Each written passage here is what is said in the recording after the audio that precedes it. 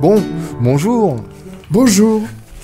Bonjour. C'est Solidaire d'abord, et aujourd'hui on a un sujet central qui est il va y avoir une semaine assez importante, puisque ça va durer du 2 au 6 avril, et c'est une semaine sur le festival du film palestinien au Navire. Essentiellement ça, Jean-Claude. Voilà, c'est donc Palestine en vue, un festival du cinéma palestinien qui sera présenté. Les projections se feront au Navire, et on y a inclus aussi une soirée, une longue soirée de réflexion, de musique, de poésie et sur la culture.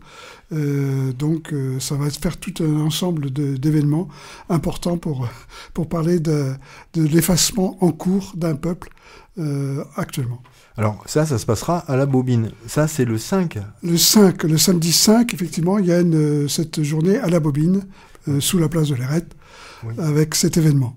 Et là, donc, c'est toute la soirée à partir de 18h30, Oui, 18h30, eh bien, là-bas, c'est un bar, donc l'ouvre-le-bar. Ensuite, il y aura des stands avec des livres. On est associé à 2 librairies, librairie Tiertan de Benat et la librairie Le Point sur la Ligne de l'Argentière, qui nous proposeront un éventail de bouquins sur la question, ouais, et beaucoup de bouquins sur la culture, beaucoup de bouquins de poésie, voilà. Et ensuite, il y a un repas qui est prévu sur inscription pour ceux qui le souhaitent, à 19h. Et ensuite... repas oriental ? Oui, couscous. Ouais, couscous. D'accord. Voilà, et donc à 19h. Et ensuite, à 20h30, on commencera une soirée d'intervention sur la culture. Moi, je vais intervenir particulièrement sur la préservation de la culture d'un peuple en cours d'effacement. Et en quoi c'est important, cette préservation de la culture, de sa mémoire, de son archéologie, de toute son existence, son âme, qui est en cours de tentative d'effacement actuellement. Oui, mais elle est très vivante, cette culture. Elle est très vivante, elle est très vivante. C'est justement parce qu'elle est très vivante, ouais, et très, très importante et très prégnante qu'on essaye de l'effacer, effectivement. On voudrait la voir disparaître. Tu peux le décliner un petit peu ? Qu'est-ce que ça veut dire que la culture c'est-à-dire que cette culture palestinienne, elle est très foisonnante. Il y a des artistes, hommes, femmes, beaucoup de femmes, qui dans tous les domaines s'expriment et commencent à avoir une audience internationale. Par les films, par les bouquins, par les livres qui sont traduits en français, qui paraissent, aussi par les concerts, par la musique, et aussi par ce qu'on appelle la culture au quotidien, c'est-à-dire le vêtement, la cuisine, la poterie, la céramique, ouais, la verrerie, etc. C'est une culture extrêmement vivante et foisonnante. Et actuellement, on se rend compte qu'il y a une tentative d'effacement de tout cela. Avec ce qui se passe à Gaza, les bombardements de Gaza, les premiers ciblés étaient des centres culturels, les librairies, les bibliothèques, les archives, les cinémas. Il n'y a plus aucune structure culturelle debout actuellement à Gaza. Tout a été ciblé. Et les personnes aussi. Le poète Rifat Al-Harrir, par exemple, a été clairement ciblé en tant que poète et professeur d'université.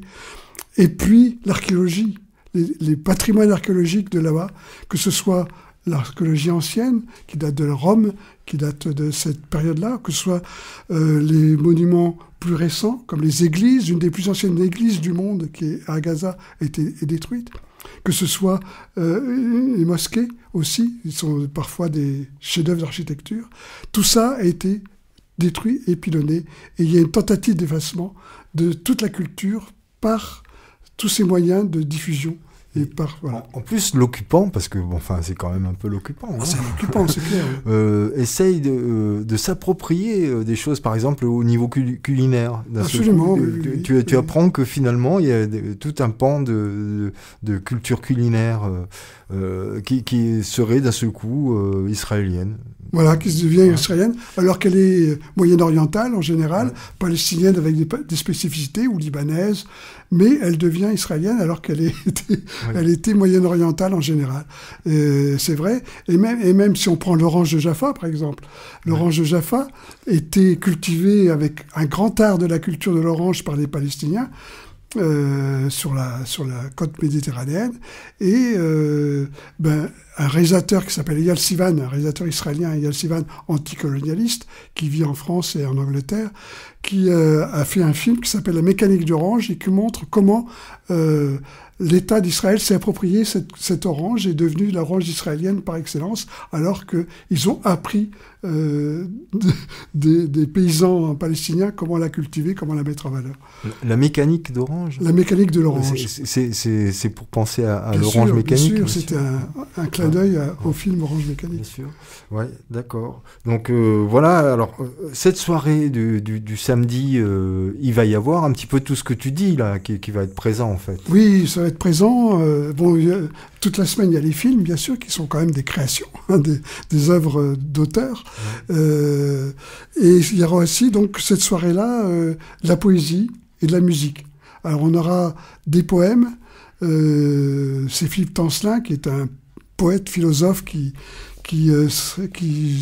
multiplie les interventions un peu partout en France et même dans le monde, et qui sera la veille à Nanterre, qui va s'arranger pour être là très vite le samedi 5 à Aubenas, et qui donc interprétera des poèmes de Gaza, hein, dont le titre c'est « Que ma mort apporte l'espoir », qui est un vers du poète dont je parlais tout à l'heure, Rifat Al-Hariri, qui était assassiné, et qui a écrit quelques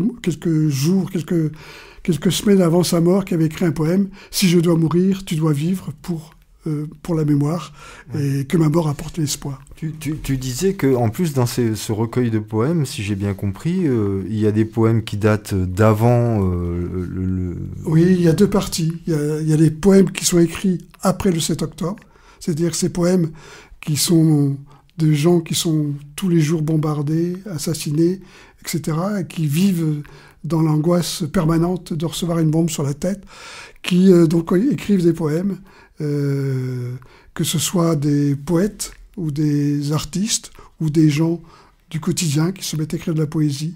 La poésie est un art en Palestine qui a toujours été quelque chose d'important. C'est-à-dire que l'écriture de poèmes a toujours été vraiment quelque chose qui permettait à tout le monde d'exprimer son état d'âme, quel qu'il soit, dans le bonheur ou dans le malheur.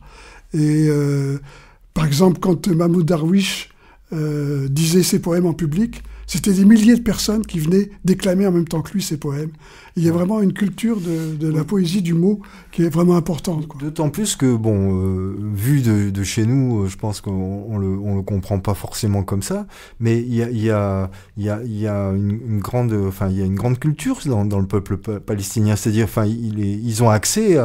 ils avaient accès avant qu'on ruine toutes leurs infrastructures à beaucoup de choses au niveau éducation, par exemple. Au niveau éducation, oui, il y avait tout un champ éducatif important, de la maternelle du jardin d'enfants à l'université, université très réputée, Birzeit, Bethléem, Gaza, l'université de Gaza, qui formait effectivement beaucoup d'étudiants. C'était dans les années 40, c'était un des peuples les plus éduqués et plus du Moyen-Orient. Et avec toute une tradition de l'éducation, de la formation, et très ancrée, qui fait que, et qui concerne aussi les femmes. C'est une image qu'on a, que les femmes là-bas sont effectivement mises un peu de côté. Non, pas du tout. Énormément de femmes ont des diplômes universitaires importants, que ce soit bien dans les sciences que dans la culture. C'est vraiment un phénomène aussi qu'il ne faut pas négliger, qu'il faut mettre en avant, quoi.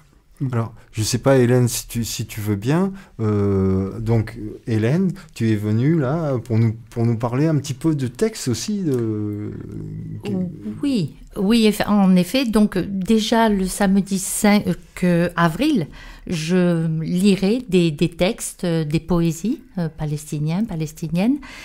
Et sinon, ben, je vais aussi participer à la présentation du festival de Palestine en vue. Et puis ce soir, j'ai apporté un petit livre qui a été écrit par une jeune femme sous forme de journal intime. Oui. Une jeune femme de Gaza qui a été primée. Elle a reçu en décembre 2024 le prix Samira El Khalil, qui récompense une femme dont la pratique et le parcours s'inscrivent dans la lutte pour mettre fin à l'atteinte aux droits et libertés fondamentales dans les régions arabes et méditerranéennes. Cette jeune femme s'appelle Nirama Hassan et donc elle vit à Gaza et elle s'exprime sur la vie que mènent les gens au quotidien dans la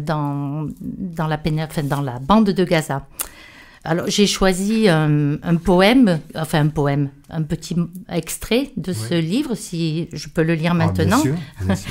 Qu'elle a écrit le 9 octobre 2023, c'est-à-dire 2 jours après les événements qu'on connaît. Donc, elle dit « Tel un noyé échappant à son acte, retrouve ses poumons happés par les vagues et garde ses distances avec le sel, j'essaie de cuisiner. » De limer mes ongles, de prendre soin de ma tortue esselée, de me parfumer pour la nuit.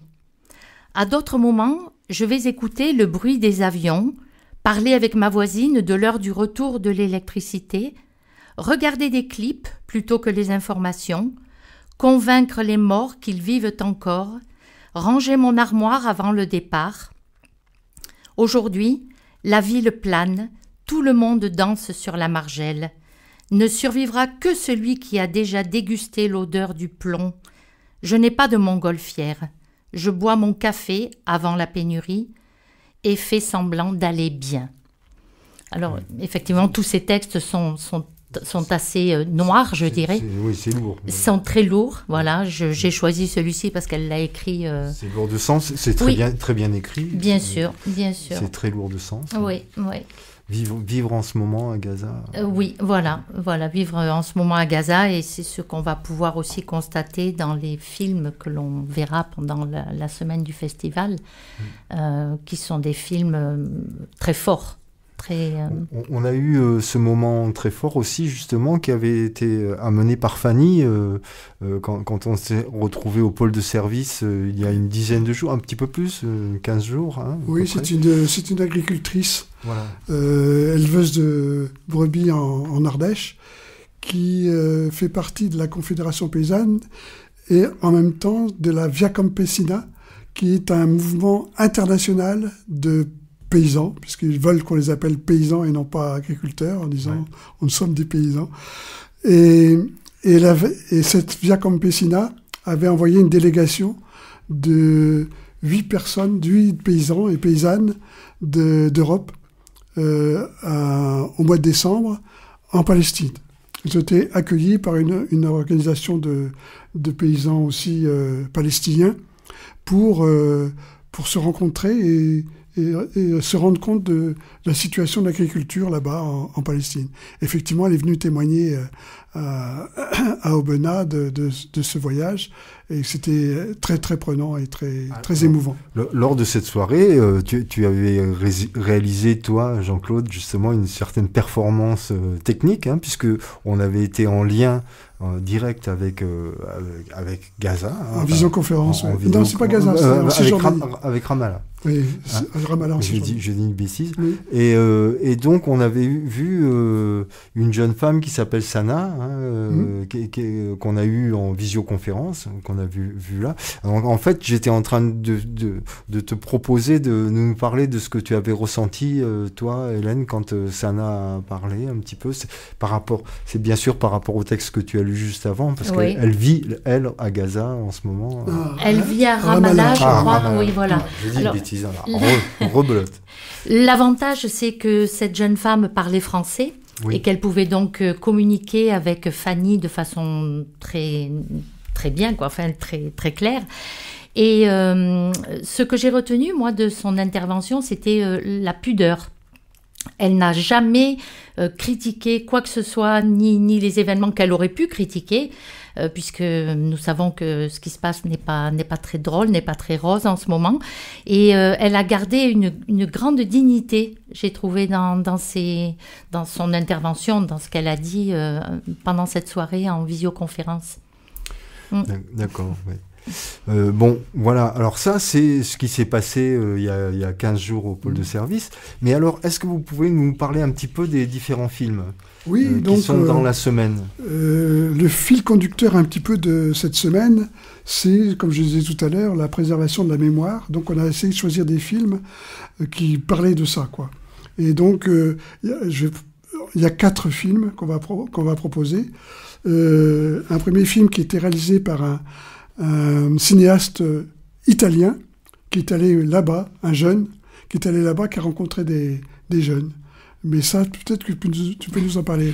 Oui, alors le premier film donc, de mercredi 2 avril, c'est un film documentaire d'un jeune réalisateur qui est même franco-italien, oui. Qui s'appelle Piero Usberti, qui est originaire de la Toscane, de Sienne. Il a commencé par des études de philosophie et puis il s'est dirigé ensuite vers l'art du cinéma, de la réalisation. Et il explique dans une interview que j'ai pu entendre que c'est son père qui l'a sensibilisé à la cause palestinienne et qui a décidé de créer un partenariat, une sorte de partenariat culturel entre l'Italie et Gaza. Et dans le cadre de ce partenariat, son fils est donc parti à Gaza en 2008. 2018, voilà. Il a donc réalisé un film documentaire en se rapprochant de la jeunesse de Gaza, de jeunes comme lui. Piero Usberti est un jeune qui a 33 ans, donc très jeune, et qui a rencontré des jeunes de son âge là-bas, qui lui ont parlé de leurs attentes, de leurs peurs, bien entendu, de leurs rêves, puisqu'ils en ont pour certains encore. Et ils ont parlé également de leur quotidien qui est parfois terrible depuis le premier blocus de Gaza en 2005. Donc Piero Usberti a rassemblé tous ces commentaires, tous ces échanges qu'il a eus avec ces jeunes. Et il a terminé son film en 2018, mais le montage s'est terminé en septembre 2023, quelques jours avant les événements dont on a déjà parlé, les événements de Gaza. Alors, ce que tu expliques aussi, quelque part, là, en parlant de l'Italie, c'est que ce qui se passe ailleurs dans le monde, c'est un petit peu ce dont on parlait aussi tout à l'heure en préparant l'émission avec toi, Jean-Claude. Donc, voilà, il y a plein d'endroits dans le monde où il y a des événements. Et alors, tu nous expliquais tout à l'heure qu'il y avait 80 événements tout le temps. Oui. Ça foisonne en fait. Oui, moi je contribue à un site qui s'appelle Culture de Palestine, culturedepalestine.org, tout attaché, avec un point avant le org. Et on essaye de tenir un agenda de tous les événements culturels autour de la Palestine, musique, concerts, conférences, films, théâtre, etc. Et à notre grande surprise, on a toujours 80 événements d'avance. C'est-à-dire que le jour, aujourd'hui, tu en as quelques-uns qui sont terminés hier, mais tu en as des nouveaux. Et tu as toujours 80 événements d'avance. C'est-à-dire qu'il y a une attente, une organisation du public, parce que c'est des événements qui remportent souvent beaucoup du succès, surtout dans la période actuelle, et qui fait que, oui, beaucoup de gens se préoccupent de ce qui se passe là-bas, effectivement. Ouais. Alors, on va prendre qu'une minute pour parler de ça, parce que on a l'impression que ça nous pollue ce que l'on a à transmettre. C'est vrai que les médias, d'une manière générale, nous expliquent que non, circuler, il n'y a rien à voir. Ce qui se passe en ce moment, 50 000 morts, quoi, quand même, voilà. Non, monsieur, ils l'ont bien cherché, ou quelque chose comme ça. En gros, c'est ça qu'ils nous disent. Bon, et c'est absolument terrifiant, parce que c'est une espèce de parole unique, et il faudrait que tout le monde se mette à se dire que, à part l'antisémitisme, il n'y a pas d'autre racisme voilà. Oui, donc c'est vrai que c'est terrible. On va pas avoir le temps de parler longuement de ça, mais je pense qu'il faut effectivement dire que c'est scandaleux parce que on évacue tout un peuple, toute une population, et la solidarité avec ce peuple, on l'évacue aussi. C'est-à-dire qu'on n'a pas le droit de dire qu'on est solidaire. On est traité d'antisémite très rapidement. Il faut qu'on fasse attention à tout ce qu'on dit. On le fait. On a toujours eu l'habitude, dans nos actions, de travailler en étroite collaboration avec les Palestiniens, les Israéliens anticolonialistes, il y en a quelques-uns quand même, et les personnes qui se disent juives, anticolonialistes aussi en France, par exemple, il y en a quand même. Et avec ceux-là, on a des très bonnes relations et on a les mêmes objectifs, c'est-à-dire de lutter aussi contre l'antisémitisme. Et une des meilleures façons de lutter contre l'antisémitisme, c'est d'être solidaire aussi d'un peuple qui est attaqué par l'État d'Israël, je ne confonds pas juif et État d'Israël, qui est attaqué par un État, l'État d'Israël, qui lui se revendique d'un passé juif pour pouvoir commettre des crimes et des crimes de guerre. Voilà. Et donc, il faut que ça s'arrête, ça. Les autorités françaises sont complètement là-dedans, relayées par les médias, et il n'y a pas plus antisémite, il n'y a pas plus antisémite que nous, hein, antisémite que nous.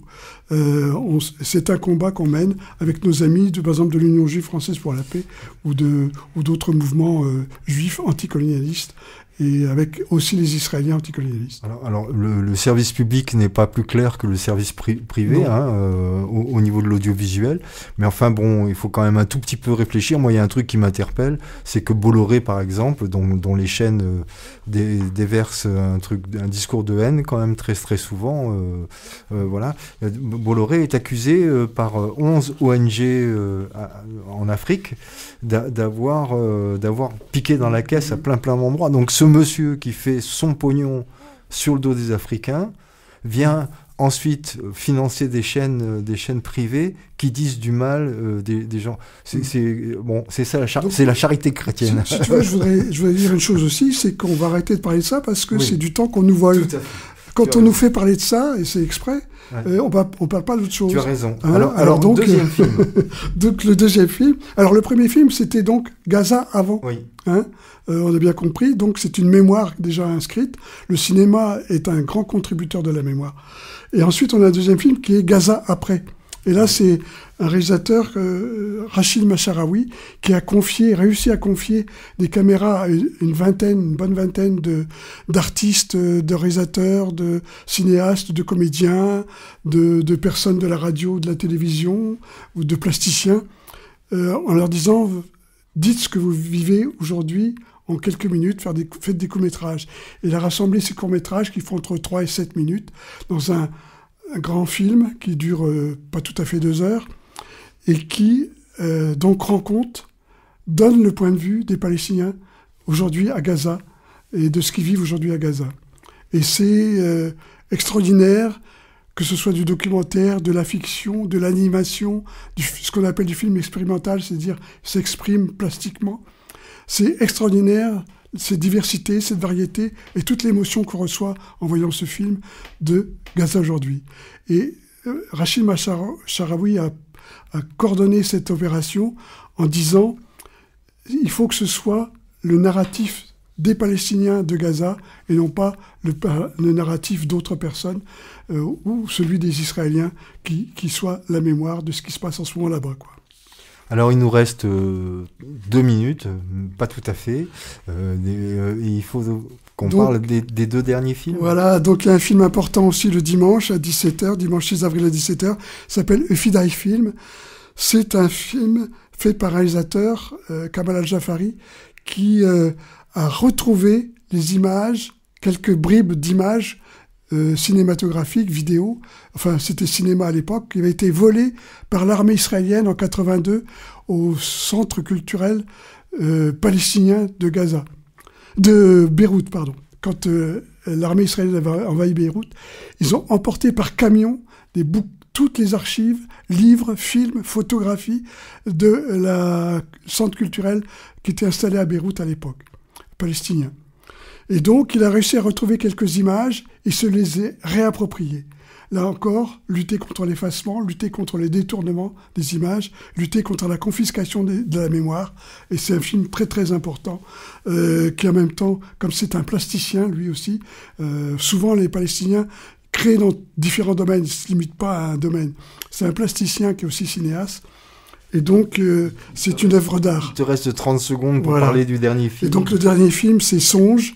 C'est un film, c'est une fiction faite par Rachid Massoaraoui, qui avait donc coordonné le From Ground Zero, et qui elle, là, est une histoire d'un gamin qui va chercher son pigeon, qui pense retourner au pigeonnier d'origine, et ça lui fait traverser les frontières. Donc il revient à la maison. Voilà, il revient à la maison. Hein. Et ça lui fait traverser les frontières, et c'est l'itinéraire avec les checkpoints, avec les empêchements et tout ça, qui est important de montrer dans ce film de fiction. On a vraiment débordé. Alors juste un tout petit truc, les samedis, venez les samedis à Aubenas à 11h au Champ de Mars. Parce tous les samedis matin à 11h, effectivement, on se retrouve. Il s'y passe des choses. Voilà, on s'y retrouve et il se dit beaucoup de choses passionnantes au micro. C'est à la fois pour exiger effectivement à la fin du massacre, l'arrêt du génocide en cours, mais c'est aussi à la fois pour se retrouver, se serrer les coudes et échanger des paroles importantes, des poèmes, des messages. Et c'est vraiment un lieu important. Et ça se passe aussi au Vence tous les mardis à 18h30. Tous les mardis à 18h30. Merci beaucoup Jean-Claude, merci beaucoup Hélène. Merci. À bientôt. Merci. À bientôt. Au revoir.